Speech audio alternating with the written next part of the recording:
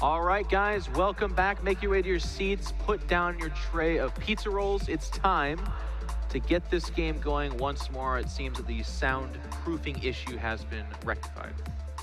Yep, everything seems to be good to go. Polt versus Jaedong will continue. It could be our final game of the day. Could also be our second last game of the day. It seems like a lot of you guys did enjoy our little downtime before this. So thanks for all the responses that we had. It was funny. We had a good laugh off the screen. It's just a good feeling when everyone's having fun and enjoying themselves. And I feel like, not to get too far ahead of myself, but that's been this weekend. We've had a great time. Axitos dusting off the dust of, not even a retirement, just his inactivity. He's been busy being a college student, coming out and casting his heart out. Great games right and left. I know that Destiny and Sheth had fun on the B stream. And we also actually, speaking of the B stream, we have an update. Yep. Bomber did actually end up taking that 3-1 as we get into this. So Bomber takes 3rd place. Violet takes 4th place, which he can be proud of. And I know that you were just looking at the prize money. I know 2nd place is 3,500. Do you know what 3rd and 4th was? 1,500, or maybe like 1,800 and 1,200 then. Something like that. It's exactly 150 WCS points. This is really important. Yeah. We've mentioned pretty much everything that we have to mention to you guys, but above all, there are also WCS points on the line for all 4 of these players. Both Violet and Bomber, despite finishing 3rd and 4th, will get the same amount of points, 150, but the loser of the final gets 200 points, I believe, and the winner of this tournament walks away with 300 WCS points. And as we've seen last year, 300 WCS points can easily make the difference between going to BlizzCon or not going to BlizzCon, and going to BlizzCon alone already represents a lot out of so with that out of the way, I guess we can truly focus on this TVZ right now. Yeah, one certainly does die, but we've seen this dance before. Before we break away entirely, I want to say, I think it was Naniwa and Revival that were tied at the end of that, but it was like them and then 50 points that separated them or whatever, some small margin from the other spots as well. Oh, wow. Ooh. That is not something that we have seen in this day already. That's not something that's supposed to happen either. What? I don't, it's just funny, yeah. I mean, we haven't seen that, so the crowd kind of blew up about it. No, but the crowd is right. The crowd is picking up on the important things. Kevin. 2nd Reaper shows up, so it's going to still be the 3 Reaper opening, but it's just trimmed down to 2 right now. Almost getting a drone there, but they'll be chased back as well. They need to be careful. Can't lose a 2nd Reaper. That would be catastrophic. Speed is coming up on fishing. Yeah, I always get weirded out, but he knows it to the second. Do you see how weird that is? Like 2 seconds later, he's gone. He knows. I mean, but like if you play Protoss, don't you scout the gas and then count out when it takes I don't use numbers as a Protoss player. I try to aim for more laser beams than my opponent. If I can, I just have more laser beams. Okay. All right. Starport, 2nd barracks up there. He always likes to tuck it in towards the top. Polt, habitual man, if you will. It's interesting. Actually, in retrospect, what did cutting out that 2nd barracks do for him? It wasn't the faster 3rd CC like I was, again, kind of arrogantly assuming. What was it? What was the difference? In the last game? Yeah. It was that he had way more Hellions, though. Okay, you're right. He went up to like 10, yeah, I guess. He had way more Hellions than in the previous games. There's going to be a much quicker roach farm for Jaedong this game as well. This is actually one of the more popular maps where we often see that 1-1 roach timing. I'm not going to say that we will see it, but if Jaedong is going to do it once in this series, there's a very realistic possibility that it's going to be on this map.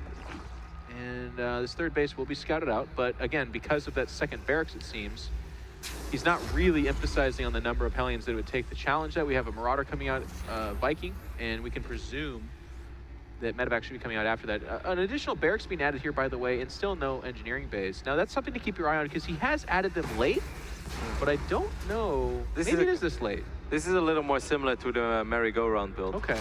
Very similar, actually, I guess. Roaches have been shown, and now we can see that these are defensive roaches. It's drones behind this. It's a lair. Evolution chambers just finished up, I believe. I love this scan from Polt. And with that scan, he does not see additional roaches. He does not see a quivering roach warren. So he probably has the intel to say, nope, this is not a really fast push. It's one that may develop as time goes on, but for right now, I'm okay. Interesting, though. This time we see +1 missile attacks being researched by Jaedong, while on all the other maps, it were always the melee upgrades. So this drop by Polt, once again, is going to be 2 medevacs produced of a starport without an add-on, a few marauders and a few marines. This can actually really slow whatever Jaedong wants to do down very bad back. Jaedong wants to produce a ridiculous amount of roaches from this point on and just hammer down this build, or hammer down this wall. But if he's never able to leave his base because Polt starts dropping him, that's going to really slow down / completely neglect that this effect, push. Kevin. I really like this very subtle thing that we're looking at Jaedong's natural. It's just one Spore Crawler right now, but I like that he's immediately recognizing a weakness in his build, but B, map positioning. I mean, look, he has the back of his natural exposed to the Terran player. That's exactly where the medevacs are coming. That Spore Crawler is going to be enough to chop down one of those medevacs if it hangs around too long. It's a really nice move. But I think that as soon as Polt realizing what he's playing against, he's not even going to try to drop like here. He might fly to the main, but above all, he wants to keep these roaches at bay. The roach count is climbing. We have 9 roaches, 9 more on the way, so 18 roaches are out on the map. Polt's actually just going to stim in, but he also still has these Hellions over here. Hellions from the high ground. They're going to hit from the high ground. The drop at the natural is unfortunately not doing as much damage. He's fighting against Zerglings, but the Hellions getting some pretty good work done there. To be honest though, Kevin, it's kind of interesting. If they would have gone to the low ground, these might all be dead, these drones. From the high ground, actually, I feel like Jaedong, it could have been worse, is the point I'm trying to make. Yeah, Jaedong didn't really have anything there. Like, if he leaves a couple of roaches behind, then like doing it from the high ground is better to just swing around, but it's something that Polt couldn't have possibly known. That roach count is still going up. Jaedong on 65 drones right now, but he's also producing crazy amount of roaches. And Polt is gonna have to babysit these units, Jeff, because he doesn't really have a whole lot of units. I still think Polt is doing good though, because I feel that he knows what is going on. How many bunkers do we have? Just one. He needs to put these Marauders in. He needs to pull SCVs. It's interesting. He's not building bunkers. He's only building Marauders off of one barracks. He's actually adding another reactor. Oh, yeah. I don't know if he identified this somehow. It's really weird, but if he did, then his response is super strange. It should be fine now with these two. One Widowmine actually gets picked off, but still there are quite a few Marauders. This is not fine, Kevin. Wow. Why is not fine at all. That's a lot of 1-1 roaches just pouring in right there. The Bioforce of Polt is dwindling. SCV's being pulled. Damage is guaranteed right now. Medevac's coming over, but here comes more Jaedong. Jaedong wants to be your Texas champion at Lone Star Clash 3. He's fighting tooth and nail for it right now. Polt trying to hold on. Supplies showing an 80 supply advance for the Zerg player. 20 roaches in production behind this. Polt seems to be dislodged for now. The Widowmine on its cooldown, but it's about ready to fire another volley. But I think the amount of SCVs that have died is just critical. Yeah, so many SCVs going down, and still so many roaches are in the natural as well. I'm so surprised that he didn't even try to repair that bunker. He saw all these roaches and he just let the bunker die. And the big story here is that, yes, the Bioforce at the top of the ramp seems to be enough. Well, enough with an asterisk. Enough to maybe survive right now. But behind that, all the SCVs are dying. He did not evacuate any. He comes down the ramp. There's more Zerg here. Jaedong is pushing to the top here. Widowmine's not enough. He's knocking on the door. The depot gets knocked down as well. Just one Marauder. Jaedong pushes into the production line. Polt is on his last legs. Jaedong might have just done it. It seems like Jaedong just has a few too many roaches. He has been phenomenal throughout the entire weekend. Polt throws down an armory. Now that's like the last thing that someone would ever throw down. What is he doing? There are like 10 roaches in your base. It seems like Polt will clean this up. Yeah, no, that's remarkable. That's really impressive, but you know, I hate to say it, but at what cost? At what cost? The master question for the century. The natural's getting picked up. It's set to flame. Polt, as you said, does clean up inside the main. There's a couple of Widowmines coming back down on the cooldown. Jaedong has a really robust economy behind this, but he is planning for plan B. His Spire is put down as well as the mainly nets. Widowmine hits a nice shot there, gets some of the medevacs. I gotta be honest though, this is one of those things where like there's nowhere else to go. Polt doesn't want to just GG, but he's super dead. He's very dead. He's still losing SCVs, only 11 SCVs remaining, but he will stabilize. The armory did complete though, which now gives him access to 2-2. To 2-2. All right, there goes the Musan. All right, so we have 67 drones against 6 SCVs. Oh, Jesus. But we do have triple orbital. So that means the Terran is basically ahead. Yeah, exactly. Just kidding. Orbitals are good, but not that good. I hate Rotterdam.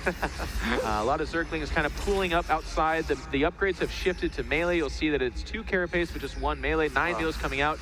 Now, usually, Mutila switches from here are actually quite weak. They're behind in upgrades. Their number's not super high. But where I don't know that that matters is that Polt's super weak across the board. I mean, I know he finished an armory, but outside of that, like, he doesn't have much else. You really like this armory. I love it. It was a brilliant choice. Yeah, these units will get surrounded. Can Polt even pick them up? Medevac being sniped as well. Widowmine's not getting the shots off. Polt is looking for either, and down 100 supply. Jaedong is coming close to the inevitable GG. Picks off the natural Polt. is coming to terms with the eventuality. GG is called, and Jaedong is your Lone Star Clash 3 champion. Absolutely fantastic performance by Jaedong throughout these entire 2 days. And there we do have it, a very charismatic smile by Jaedong. He's pleased with that performance, and he should be. That was a really cool finals. And that is, you know, this is a big deal. These are really great opponents, and that's one more monkey off his back. I mean, you know, people will be very quick to be like, well, that's not a Super Premier tournament. That was not a WCS Grand Final. That was not a DreamHack or an ESL event. But at Lone Star, we had 16 phenomenal players, not a weak link in that chain. Chain. And he overcame the odds, and he wins in the finals. Something that he's faltered on in the past. He's gotten to these finals, but he's hit that brick wall. This guy, Polt, 4-0'd him a year ago in quick fashion.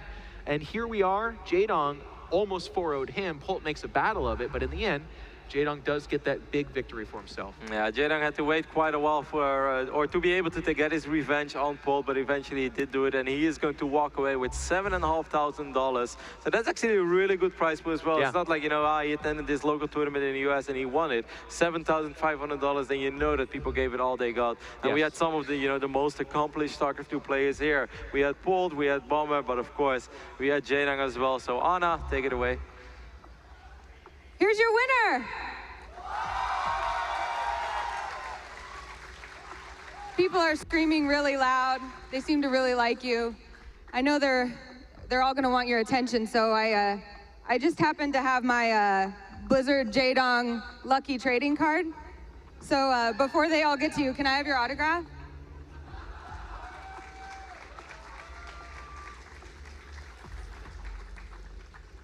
Sorry, suckers, I cut you in line.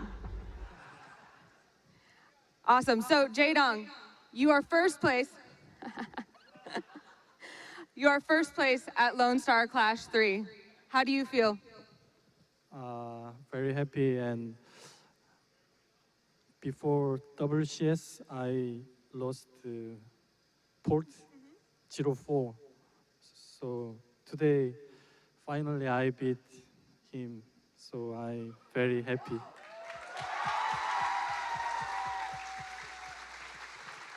They are very happy too. Do you want to say anything to them? Thank you for here, cheer for me, and yes, beautiful life.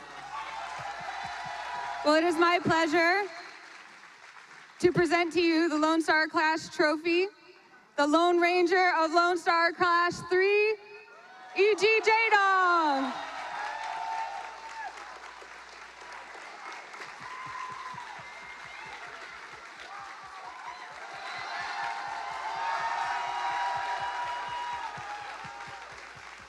Thank you, Jaedong. And thank you so much to everyone who made this event possible. He can bring it back with him later. Thank you so much to everyone at UT and everyone at Well Played. If you see anyone in those red shirts or those black shirts, please tell them thank you. There are a lot of volunteers that donated their time to make this possible, and they've done a great job. Also, of course, thank you to all of our sponsors. You saw them up there: Blizzard, Twitch, Alienware, AverMedia, Gamer University, Gaming Academy, and BenQ. Please tweet them, show them some love, let them know you appreciate it. Thank you guys for joining me. I really appreciate it as well. I'm Anna Prosser Robinson. I hope I get to see you again soon. And I believe we have another word from our dashing, handsome, and wonderful husbandy casters.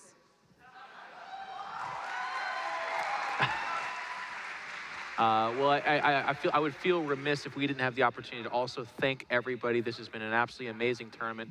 Same sentiments. It's just so cool what a bunch of passionate, intelligent college students can come together and do. I think this branch of TESPA, the University of Texas group, they have something to be really proud of, and thank you so much for including us.